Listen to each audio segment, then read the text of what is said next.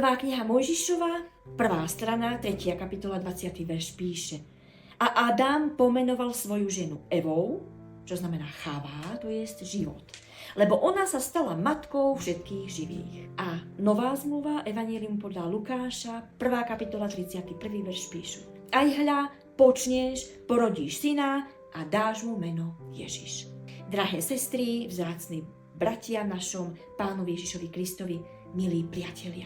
Náš Pán nad životom i nad smrťou, nám dal dnes dožiť sa krásnej májovej nedele, v ktorej chceme niečo spojiť. Už tieto dva citáty z Biblie nám predurčujú, že budeme hovoriť viac o ženách a chceme prepojiť starú a novú zmluvu. No zároveň chceme túto tému prepojiť s témou nedele Jubilate a zároveň s nedelou Dňa Matiek. Či sa nám to podarí, bude závisieť aj od toho, ako sa otvoríme duchu.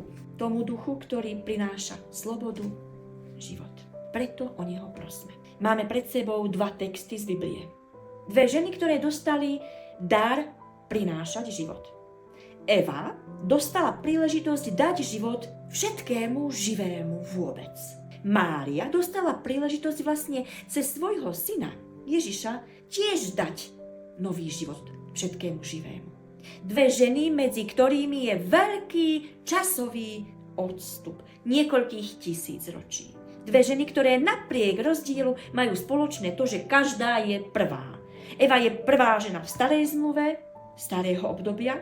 Mária zas prvá žena novej zmluvy, novej éry. Odvtedy sa počíta náš letopočet. No obe majú rovnaké poslanie. Obe dostali jedinečnú príležitosť byť prvé v svojom poslaní. Každá v svojej dobe. Eva bola prvá, ktorá mohla vôbec priniesť so svojím poslaním život cez svoje dieťa. Mária bola prvá, ktorá dostala príležitosť priniesť nový život cez svoje dieťa. Chcela by niektorá z vás byť matkou všetkých živých? Ste ten odvážny typ? Čo by ste urobili, keby ste boli matka všetkých živých? Urobili by ste niečo inak, ako by ste urobili ako matka svojho dieťaťa, ak ste už tú skúsenosť mali? Už nik z nás, žien, nemôže byť matkou všetkého živého. Ale máme za sebou mnoho skúseností svojich i svojich predkov, múdrych i tých menej múdrych ľudí. A máme pred sebou kus života svojich detí, možno vnúčat, možno pestúnskych detí. Ja som i pestúnka. Máme mnoho príležitostí život zlepšiť, zdokonaliť, alebo len žiť v radosti, pokoji. Pozrieme sa, aké správy nám zanechali v knihe života. O Eve, prvej žene, prvej matke starej zmluvy, sa nám zachovalo málo správ. Autori biblických kníh i neskorší historici, ktorí určili, aká kniha sa do Biblie dostane, boli veľmi skromní v správach o prvej žene, prvej matke. Čo o nej vieme? Evu, prvú ženu, stvoril sám Stvoriteľ osobne. Stvoril ju z muža, keď on spal. Vytvoril ju z rebra muža. Z miesta, ktoré je blízke srdcu muža. Stvoril ju ako pomoc mužovi, ktorá mu bude roveň. Stvoriteľské dielo sa tak podarilo, že sa Eva hneď stala inšpiráciou pre svojho muža Adama. Jej muž bol z nej tak očarený, že napísal prvú báseň, nenapísaná v prvej knihe Mojžišovej v 2. kapitole. O Eve vieme aj to, že sa nechala vlákať do siete lestivého diabla. Ovocie zo zakázaného stromu po osobnom ochutnaní, vyskúšaní ponúkla aj svojmu mužovi. O Eve tiež vieme, že porodila 3 mužov. Hoci v Biblii sa píše, že Adam mal ešte veľa ďalších synov a dcér. Tým správy o Eve, prvej žene, prvej matke vôbec skončili. A predsa ešte niečo by som chcela spomenúť a zdôrazniť. Adam si všimol poslanie ženy. Adam si toto výsostné poslanie svojej ženy aj uvedomil. Preto prvú ženu, budúcu matku, pomenoval Eva. Cháva, čo znamená život. Tá, ktorá dáva život. Nie je to krásne meno. Krásne pripomenutie poslania. Dávam život. Odovzdávam život. Ja ako žena mám možnosť prinášať život. Čo si predstavujem pod slovom život? Čo znamená pre nás život. Keď prvýkrát malý spadol a čakal, ako na to zareagujem, ukázala som mu, že sa má postaviť, oprášiť si kolienka, usmiať sa a pokračovať ďalej. Odvtedy to tak moje deti robia stále. Aj moje pestunča. Dan na deň Matiek urobil do nočníčku prvý bobek.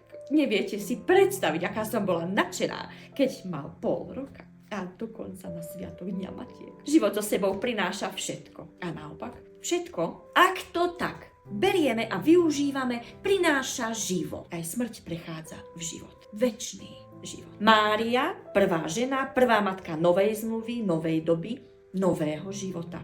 O Márii je správ v Biblii o mnoho viac.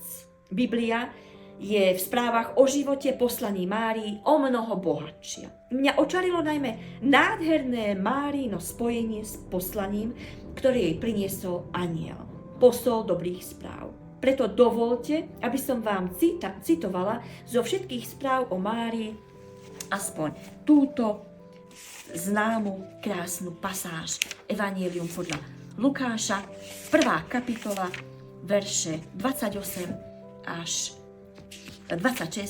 38. Potom v 6. mesiaci poslal Boh anjela Gabriela do galilejského mesta Nazareta k panne zasnúbenej s mužom, ktorý sa volal Jozef a bol z domu Dávidovho. Panna sa volala Mária. Keď anjel vošiel k nej, povedal: Buď pozdravená, milosťou obdarená, Pán s tebou, blahoslavená medzi ženami. Ona, zarazená jeho rečou, premýšľala, aký to pozdrav.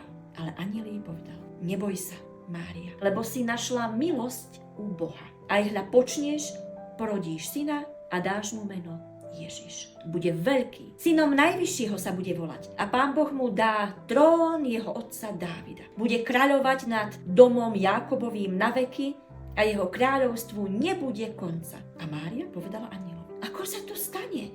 Veď ja nepoznám muža, odpovedal jej anjel. Duch Svätý zostúpi na teba a moc Najvyššieho ťa zatieni. Preto aj to, čo sveté narodí sa z teba, bude sa volať Syn Boží. Aj hľa Alžbeta, tvoja príbuzná, ktorú nazývali neplodnou, tiež počala v starobe a je už v 6. mesiaci, lebo Bohu nič nebude nemožné. Vtedy povedala Mária: Som služobnica Pánova, stáň sa mi podľa tvojho slova. A anjel odišiel od nej.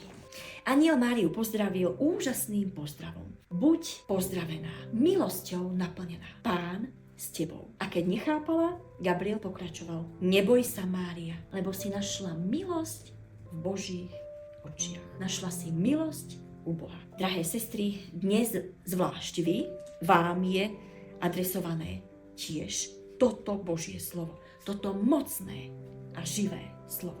Našla si milosť u Boha. Milosť je dar, nezaslúžený dar. Zaslúžim si ho, nezaslúžim, dostávam ho.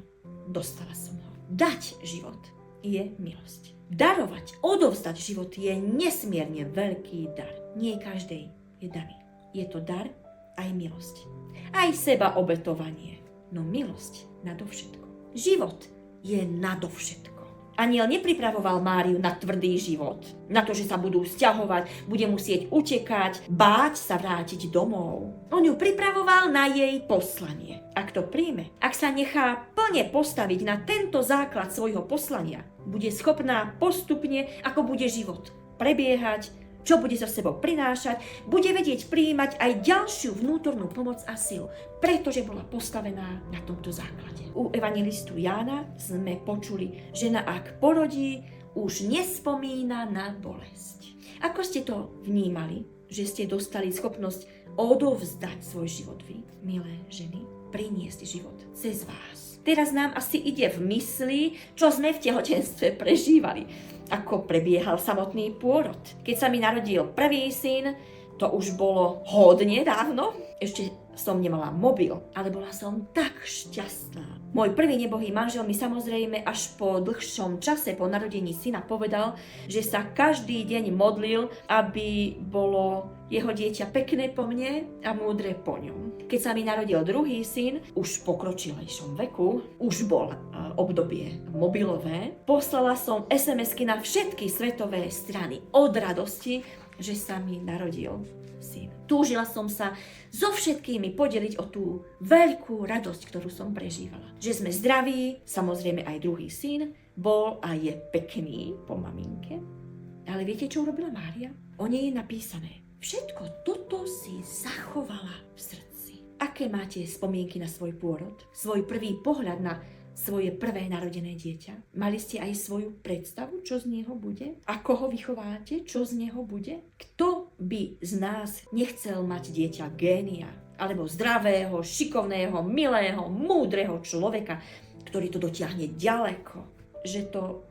Myslím, že to nie je zlé myslenie. Zároveň tým vyjadrujeme, že sa budeme podieľať na správnej, zodpovednej výchove svojho dieťaťa. A čo je zodpovedná výchova, ak nie to, že chceme dieťa viesť k láske, múdrosti, cieľavedomosti, aj skromnosti, poslušnosti, pokore, vďačnosti, aj voči svojej rodine, svojej matke. Každá sme dostali nesmierne veľký a vzácny dar priniesť na svet dieťa. Dať život výnimočnému jedinečnému človeku, ktoré je požehnané, spasené cez svoju vieru a má tu svoje poslanie. Byť požehnané a byť požehnaním pre iných. Byť svetlom sveta a soľou zeme. Takéto predstavy ale urobili aj veľa zla v životoch mnohých ľudí. Dokonca takúto chybu urobila neraz aj Matka Božieho Syna. A samozrejme aj ja. Najmä pri prvom dieťati. Pri druhom sa mi už našťastie tak nedarilo plniť moje predstavy. On už nebol tak poctivý, tak poslušný. Bol totiž syn svojho otca, výrazná osobnosť, ktorá všetko vetovala. Všetko odbíjal svojim rázným nie. Kým to ešte nevedel, tak hrozný plač. Poznáte to, nie? Tak sa musela hľadať inú cestu, inú stratégiu, ako len bazírovaním na poslušnosti. Ale niečo o tom zas až na ďalšiu kázeň, to bude Deň detí. Tým reklama a upútavka na ďalšiu kázeň skončila. Dieťa je ohromný dar. Dar života. Dar života, ktorý sme ako výsostné poslanie dostali len my, ženy. Tento dar z nás robí ženu, nazvaná matka. A my, ženy, matky, každá jedna, máme vždy, všade priniesť život. Pofúkať, pohľadiť, pomôcť vstať, ale aj navariť, upratať, tiež vyjadriť súcit, cit, prijať, dať nádej, istotu, inými slovami dať život nám, každej jednej, dokonca aj tej, ktorá nedostala možnosť mať svoje deti, každá sme dostali výnimočné poslanie. Postavenie všade priniesť kus života. Života, ktorý začína i končí láskou. Je máj, lásky čas. Príroda žádí, kvitne, raší. Dovolme aj my, nášmu tvorcovi, stvoriteľovi, ktorý nás, ženy, obdaroval výsostným poslaním darovať, všade priniesť, dať všetkému život. Dovolme mu pôsobiť v nás, cez nás. On sám nám dáva voľný priestor, voľné ruky. Tak dávajme život všetkému, čo potrebuje, aj nás. Rozdávajme život. Rozdávajme ho plným priehrštím. Ani semienka do pôdy, ak chceme mať bohatú úrodu alebo krásny kvetinový záhon, nešetríme pri siatí. Ani v svojom, ani v iného, ani v tom, ktorý sme dostali. A nezabudnime využiť všetky príležitosti, v ktorých sa môžeme na tento život vždy znova a znova napojiť. Niekedy sú to bohoslužby, biblické hodiny, modlitebné, chváliace sústredenia, zastavenia, zdieľania, coachingové stretnutia. Alebo čokoľvek, čo nám ponúka. Či je to slovo prorocké, posilnenie, napomenutie, alebo sen, či bdenie. Život Márie je v Biblii opísaný hojne. Stačí z týchto správ, ktoré sú viac ako len správy, čerpať. Ale jeden z ďalších, najkrajších je oslava chválospev Márie v Evanjeliu podľa Lukáša v 1. kapitole. Vtedy povedala Mária: velebí moja duša Pána a môj duch sa rozveselil v Bohu, v mojom Spasiteľovi, že vzhliadol na poníženie svojej služobnice. Veď aj hľa, blahoslaviť ma budú odteraz všetky pokolenia, pretože mocný učinil so mnou veľké veci. A sveté je jeho meno. A jeho milosrdenstvo s tými, čo sa ho boja, z pokolení na pokolenia. Dokázal moc svojím ramenom, rozprášil tých, čo sa povyšovali zmýšľaním srdca. Mocných zhodil z trónov a povýšil ponížených. Lačných nasýtil dobrými vecami a bohatých prepustil na prázdno. Ujal sa Izraela, svojho služobníka, pamätlivý milosrdenstva, ako povedal našim otcom Abrahámovi a jeho potomstvu na veky. To bol citát z Márínho chválospevu. No a čo tu máme dnes na Deň Matiek pre mužov? Tak povedzte sami, čo to vo vás robí? Čo to s vami robí? Čo cítite? Neoslavujeme ženy, dokonca ani matky. Dospelý zodpovedný muž iste nájde svoje miesto a príležitosť, ako bude oslavovať život a toho, ktorý mu ho daroval. Život s veľkým Ž. Tak oslavujme darcu života. Plesajme, kričme spolu. Pridajme sa k oslave života. Pridajme sa k oslave toho najlepšieho darcu plnohodnotného života, ktorý stále, v každom čase nakoniec vyraší von a žije. Ako sa k tomu máte pridať, nechám na vás. Obzvlášť vy, milí muži. Na vás a na vašej fantázii, na vašej slobode. Biblia nám zanechala oslavu, chválospev Matky Márie, ale aj inšpiratívnu báseň Adama, keď videl prvýkrát svoju ženu Evu, ktorú dostal od svojho tvorcu, od Boha. Tak verím, že sa nenecháte zahambiť. A ideálne napíšte, čo to vo vás vyvolalo a aký výsledok to u vás spôsobilo. Zverejnite na svojom Facebooku alebo ho pošlite mne a odošleme ho na spoločný, možno aj web Bohatstvo v nás. Oslavujme. Amen.